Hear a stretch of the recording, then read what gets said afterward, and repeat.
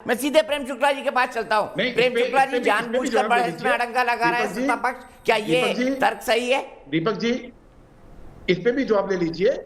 हमारी मांग बिल्कुल स्पष्ट है। पहला मुद्दा बात होगी, मुझे लगता है मुझे बात रखने का अवसर दे। हाँ, मैं 1 मिनट में खत्म कर रहा हूँ। सप्पल जी, आपकी बात समाप्त। पहला मुद्दा मुझसे प्रश्न पूछा गया है, नहीं, और मुझे उत्तर देने का अवसर दिया जाए। उसके बाद किसान, चाइना और महंगाई, ये मुद्दे विपक्ष ने दिए हुए हैं और डे 1 से ये मुद्दे दिए हुए हैं। इसमें कहाँ कंफ्यूजन है? ठीक है, जवाब ले लेते हैं। जी दीपक जी, आदरणीय प्रधानमंत्री जी ने, आदरणीय संसदीय कार्य मंत्री जी ने, आदरणीय लोकसभा अध्यक्ष ने और आदरणीय राज्यसभा के सभापति महोदय सब इस बात की हामी भर चुके हैं कि संसद में सारे विषयों पर खुलकर विमर्श होने की आवश्यकता है और सरकार हर विषय पर विमर्श करने के लिए तैयार है।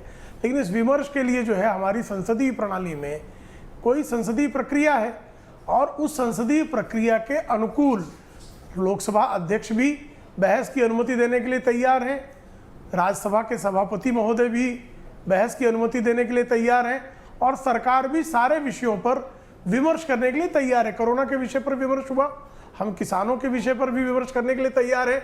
कपोल कल्पित जो जासूसी कथाएं आप ले आए हैं उस पर भी विमर्श करने के लिए तैयार है।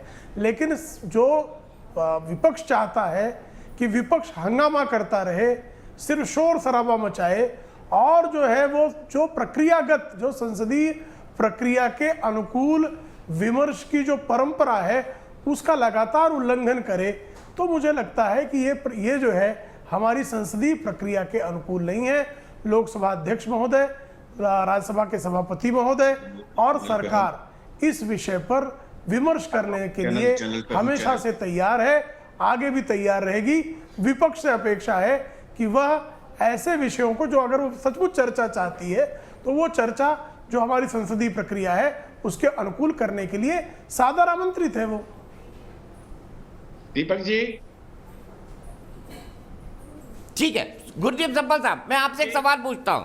आपसे बेहतर पार्लियामेंट्री प्रोसीडिंग्स को कोई नहीं समझता, क्योंकि राज्यसभा के, मेरा सवाल सुन लीजिए, राज्यसभा के सभापति के साथ आपने 10 सालों तक लगातार काम किया है। मैं ये जानना चाहता हूं, किसानों के चर्चा से पहले ये बोलना कि भाई किसान कानून पहले वापस लो फिर चर्चा होगी, पेगासिस के लिए ये बोलना कि पहले आप कमेटी बना दे फिर चर्चा होगी, ऐसे कंडीशंस रखकर तो आप संसद के अंदर बहस नहीं कर सकते ना?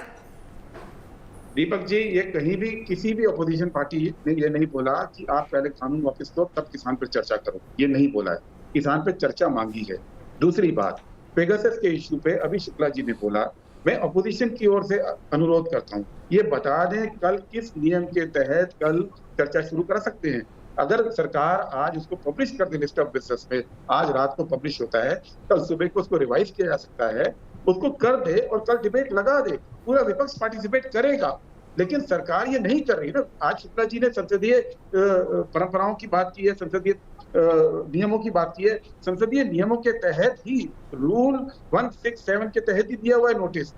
ऐसा नहीं है कि नोटिस बिना नियम के दिया हुआ है। आप बता दीजिए, अगर वो नियम नहीं मानना है तो कल किस नियम के तहत कराएंगे वो बता दीजिए। आप विपक्ष तो तैयार कीजिए, आप बताइए कि कल हम डिबेट करने को तैयार हैं, कोई शर्त नहीं। शर्त तो विपक्ष की ये है कि इंक्वायरी होनी चाहिए, सुप्रीम कोर्ट के द्वारा मॉनिटर्ड इंक्वायरी, लेकिन वो डिबेट की शर्त नहीं है, वो डिबेट के बियॉन्ड शर्त है। डिबेट के लिए तो सीधा साधा है कि आप डिबेट कराइए, विपक्ष हिस्सा लेगा और होम मिनिस्टर या प्रधानमंत्री उसमें शामिल हो, क्योंकि मुद्दा बहुत बड़ा है और होम मिनिस्टर का मुद्दा है। इतनी सी डिमांड है। और ऐसा तो नहीं है कि होम मिनिस्टर संसद में आना नहीं चाहते होंगे, वो आए, कल की टाइम दें और कल शुरू कराएं, कोई हंगामा नहीं होगा।